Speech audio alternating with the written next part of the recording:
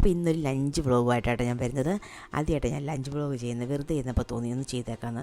അപ്പോൾ ഞാൻ ചോറ് വെച്ചു കേട്ടോ, ചോറിനുള്ള വെള്ളം വെച്ചു കലത്തിൽ. ചോറിന് അരി ഞാൻ 1 മണിക്കൂർ മുമ്പ് വെള്ളത്തിൽ കുതിരാനിട്ടിട്ടുണ്ടായിരുന്നു കേട്ടോ. അപ്പോൾ അതിൻ്റെ ആ ചുമന്ന കളറും ഒക്കെ അങ്ങ് പോകും. 2-3 പ്രാവശ്യം നന്നായിട്ട് തിരുമ്മി കഴുകി കളയുമ്പോൾ അരി നല്ല കളറാവും, നല്ല വെളുത്ത കളറാവും കേട്ടോ. അത് എല്ലാവരും അങ്ങനെ തന്നെ ചെയ്യണം, കാരണം ഇതിൻ്റെ അകത്ത് കളറും വിഷമൊക്കെ ഉണ്ടെങ്കിൽ നമുക്കറിയത്തില്ല എന്താ ചെയ്ത് വെച്ചിരിക്കുന്നത് എന്നുള്ളത്. അതുപോലെ കഴുകിയിട്ട് ഞാൻ അരി ഇടണേ കേട്ടോ.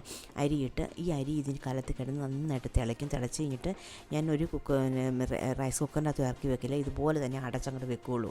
അതുപോലെ 2 മണിക്കൂർ കഴിയുമ്പോൾ വെന്തിരിക്കും. സ്റ്റെയിൻലെസ് സ്റ്റീലാകുമ്പോൾ നല്ല ചൂടുമല്ലേ. പിന്നെ ഞാൻ ചേമ്പും കണക്ക് ചാറ് വെക്കാൻ നോക്കുമെന്ന് അതിനെ നന്നായിട്ട് കഴുകി വൃത്തിയാക്കിയിട്ട് കുക്കറിൻ്റെ അകത്തേക്ക് ഇതുപോലെ ചെറിയ കഷ്ണങ്ങളായിട്ട് നുറുക്കിയിടുക കേട്ടോ. എന്നിട്ട് ആവശ്യത്തിനുള്ള ഉപ്പ് ഒഴിച്ച് കറിവേപ്പിലയും ഇട്ട് മഞ്ഞൾപ്പൊടി ഇട്ട് നന്നായിട്ട് വേവിക്കണം. ഒരു 3 വിസിലടിക്കുമ്പോഴത്തേക്കും നന്നായിട്ട് വേവും. അത് വെന്ത് കഴിയുമ്പോൾ നല്ല കുറുകി വരും. അതെ പിന്നീട് നമുക്ക് ഞങ്ങൾ ചോറൊക്കെ എടുത്ത് മാറ്റി വെച്ചതിന് ശേഷം ചോറ് തിളച്ച് കഴിഞ്ഞപ്പോഴത്തേനും ചേമ്പും കണക്കൊക്കെ വെന്തു.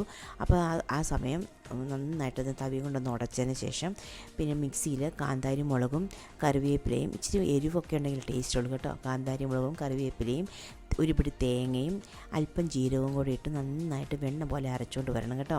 പണ്ട് കാലത്ത് അമ്മച്ചിമാരെല്ലാം നമുക്ക് ഇത് കഴിച്ചിട്ടുള്ളവരൊന്ന് കമൻറ്റ് ചെയ്യണം കേട്ടോ.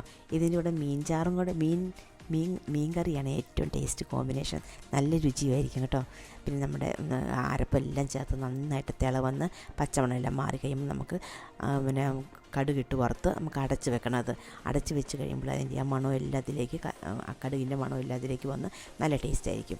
അന്നത്തേനും 12 മണിയൊക്കെ ആകാറായി. അപ്പോൾ ഞാൻ ചോറിൻ്റെ റെഡിയായി. അപ്പോൾ ഞാനൊന്ന് തിളപ്പിക്കാനായിട്ട് ചോറെടുത്ത് വെക്കണം.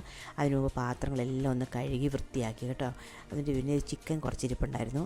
അപ്പോൾ ചിക്കന് വേണ്ടിയിട്ട് തിരുമ്മി വെക്കും. മുളക് പൊടിയും മഞ്ഞൾ പൊടിയും കുരുമുളക് പൊടിയും ഗരം മസാലപ്പൊടി ഇട്ട് ചിക്കനിലൊക്കെ തിരുമ്മി അങ്ങോട്ട് വെച്ചു.